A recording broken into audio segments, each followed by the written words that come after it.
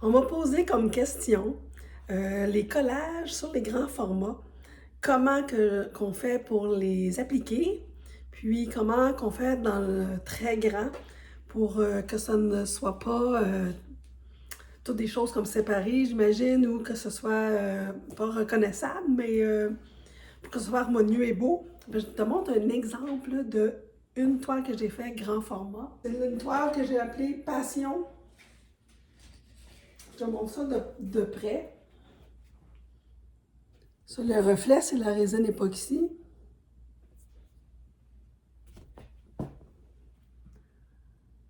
Fait que je monte ça comme ça. Je vais montrer comme ça. Je te montre à l'arrière. Tu vois, c'est tous des papiers colorés. Collés. Donc cette toile-là, c'était tous des papiers que j'ai colorés avant, puis que j'ai découpé, déchiré pour les coller après. Si on remarque les lignes blanches, ce sont les lignes de force du tableau. C'est ça qui donne sa force et sa puissance. Donc, je les ai décidées avant. Puis, j'avais mis un tape pour les déterminer. Puis après, j'ai appliqué mes collages, mes papiers. Puis après, on enlève le tape, c'est ça que ça donne. Mais après, il faut que le tout soit harmonieux. Donc, c'est là qu'on vient ajouter des touches de pinceau, de couleur, pour harmoniser les papiers ensemble pour pas que ça fasse des lignes distinctes. Il faut presque que ça se fonde. Donc, si on ne veut pas que ça a l'air d'un bricolage, mais plus d'une peinture, donc il faut fondre comment je dirais, les coins de papier, les choses comme ça, bon, pour pas que ça ait l'air un collage, là, puis que les gens vont dire, ouais, un enfant de 5 ans va faire ça, tu sais. On veut augmenter notre niveau, aller plus loin, penser avant, puis réfléchissez quand vous appliquez vos choses, puis travailler les grands formats par section. Fait que je travaille cette section-là, je travaille cette section-là. Mais il faut que tout le monde se parle. Donc, qu'est-ce qui fait que tout le monde s'harmonise aussi? Ben moi, j'aime bien les petits coulis. Donc, j'en ai fait dans toutes les sections. C'est ça qui harmonise la toile. Il y a aussi dans les cœurs une petite touche de rosé métallisé. Fait que j'en ai fait dans toutes les sections. Il y a quelque chose qu'il faut dans toutes les sections pour dire à cette toile-là qui est séparée par des lignes, ben c'est toute la même affaire. Dans le fond, c'est tout le même fond, mais qu'il y a des lignes qui sont venues par-dessus dire quelque chose. Fait que c'est comme ça que je travaille le grand format avec ces collages-là. Donc, ce collage-là, c'était vraiment le fond en tant que tel. Par contre, d'autres toiles, ça va être d'autres choses. Je vous montre un autre exemple. Je vous montre une autre toile totalement différente. Elle est très grande. Elle s'appelle Heartbeat. Donc, on voit le cœur, on voit presque comme un flux d'une artère, un flux sanguin, si on veut. Mais dans celle-ci, il y a quand même du collage. Ça paraît pas. Mais le collage est différent. Ce sont des pièces électroniques. J'adore les pièces électroniques, donc parfois j'en colle dans les toiles. Fait que dans cette toile-ci, ben, j'ai fait tout le fond, tout le cœur, tout ça, puis j'ai collé les pièces après. Mais on réfléchit, on ne les colle pas n'importe où. Bon, je vais en mettre là, là, là. On veut que ça parle, on veut que ça soit cohérent comme œuvre. Donc, pourquoi j'ai choisi ici pour ces pièces-là? Ça, c'est comme des fils, c'est des fils électriques, électroniques. Donc, c'est pour charger le cœur. Donc, ici, il y a même des pitons, là, je peux peser. Donc, je pèse, ça charge, ça s'en va animer le cœur, whatever, qu'est-ce que vous désirez penser, mais c'est un peu ça, c'est comme une électricité, c'est notre moteur électrique. Des fois, je veux juste, comment je dirais, agrémenter un coin où que je trouve qu'il manque quelque chose. Là, je vais aller jouer, je vais aller mettre quelque chose là. On va essayer de monter ça. Ici, j'ai mis ça parce que je trouvais ça cute, mais il faut que ça s'harmonise, tu sais. Il y a un courant vert, il y a des pitons verts. C'est encore un peu dans l'électricité, l'électronique, donc le courant, la décharge. Donc, ça suit un peu cette dynamique-là. C'est pour ça, puis j'en ai pas mis trop non plus. Fait que un peu, mais ça s'harmonise, puis ne pas avoir peur de repeindre par-dessus nos collages. Des fois, il y en a qui ont tellement peur d'altérer le collage que là, on va vraiment voir que c'est ça parce qu'il manque le lien qui unit le fond de la toile avec ce qu'on a collé comme objet ou comme papier. Par exemple, j'ai un collage ici. Est-ce que vous l'aviez remarqué? J'ai un collage ici d'une pièce électronique qui était verte. Mais tu vois qu'elle se fond avec le décor, la suie. Mais on devine que c'est une pièce électronique en dessous. Donc, il ne faut pas avoir peur d'intégrer nos collages dans nos formats. Donc, c'est un super grand format. Il n'y a pas de collage partout, mais on vient intégrer là, des pièces qui rendent la toile cohérente. Si on prend par exemple cette toile-là, il y a du collage de papier, mais dans le fond seulement. Tout le fond est en papier que j'ai imprimé. C'est toutes des feuilles 8,5-14. Donc, dessiner le portrait, le contour du portrait avant, puis après, on colle les papiers suivant là, le contour, puis après, on vient peindre.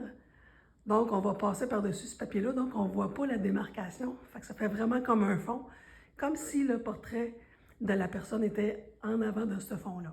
Fait que ça, c'est une autre idée de collage. Ici, je vous montre un autre collage différent cette fois-là parce que je voulais utiliser les papiers que j'avais. Alors, il y a beaucoup de collages, il y a beaucoup de papiers, même si ça ne paraît pas. Alors, dans le fond, je vous montre les papiers collés. Il y a ici des papiers comme rosé, bleuté, comme des nuages. C'était des nuages. J'ai la chose de briques. Ça, c'est un collage. Le petit rond ici, une affaire d'image de porte en fer forgé. Ça, c'était collage. Après ça, qu'est-ce qu'il y avait d'autre? Je pense qu'il y avait ici, il y a un autre bout là, de papier collé.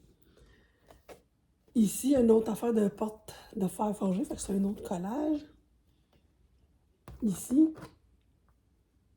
Puis il y en a d'autres. Je les vois même pas moi-même. Hey, c'est comme...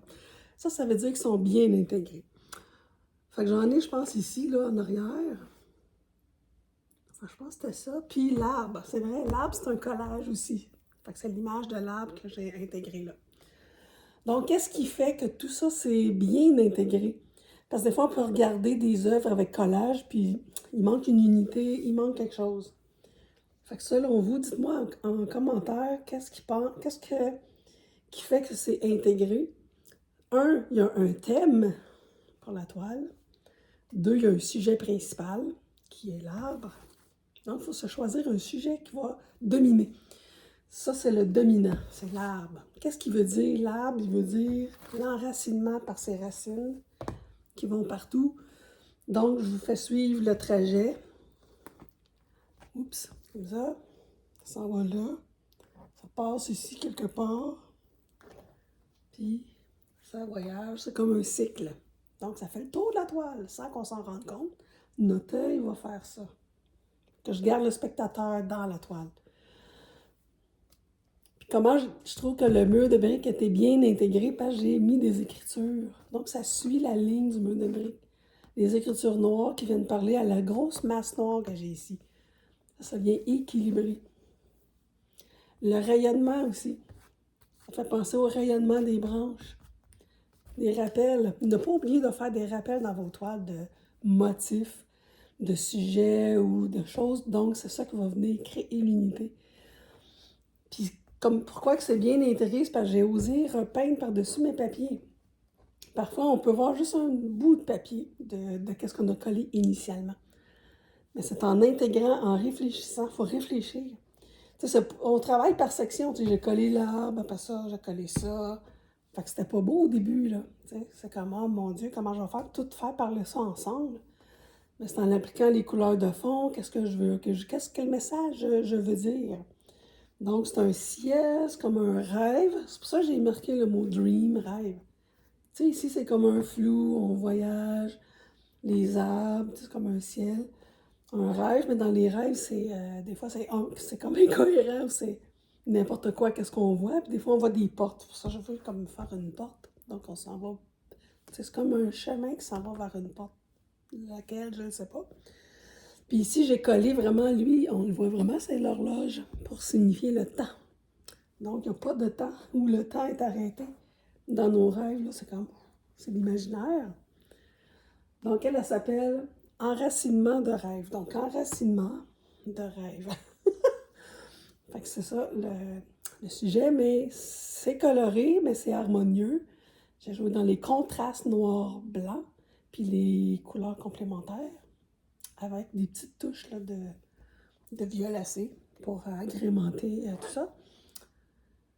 Fait que c'est ça, un autre collage, mais il faut vraiment, comme j'ai mentionné, même l'arbre n'était pas comme ça. Moi, j'ai allongé au pinceau et à la couleur noire les branches. Tu sais, l'arbre en tant que tel, je pense qu'il est fini là, si on voit. Fait, amplifier les choses, exagérer vos collages dans des lignes, puis continuer ça jusqu'à la fin de la toile. Comme ça ici. Tu sais, je les ai continués jusqu'à la fin. Donc, il y a comme un prolongement ailleurs. Donc, le cerveau humain, là, il va interpréter une autre fin à cette toile-là ou une autre réalité. C'est ça qui est le fun, c'est ça que les spectateurs aiment. De trouver des choses. Ah, j'ai trouvé ça dans ta toile. Ah, je vois ça. Fait que les collages comme ça, là, tu peux voir plein d'affaires. Puis chacun va l'interpréter comme qu'il veut. Puis même, on le voit pas, mais j'ai tracé à la main bien aléatoirement. Tu sais, les chiffres, là, le 1 du 12, le 9, le 6. Mais c'est perdu dans les signaux. Donc, ça représente aussi une horloge, ça. L'horloge solaire. Fait que, tu sais, on peut interpréter ça de 1000 façons. Mais l'important dans vos collages, ça, c'est un format petit.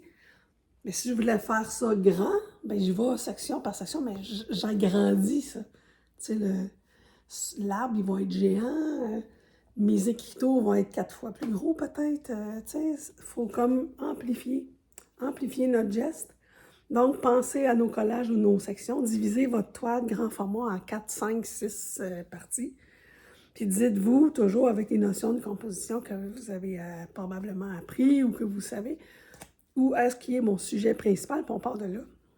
Donc, je vous mets au défi de me montrer vos premiers essais de collage grand format, si ça vous dit, ou si vous désirez que je commente vos essais. Alors, j'espère que ça vous a aidé pour aller de l'avant puis commencer quelque chose. Commencer un fond. C'est comme j'avais dit dans le live sur les grands formats.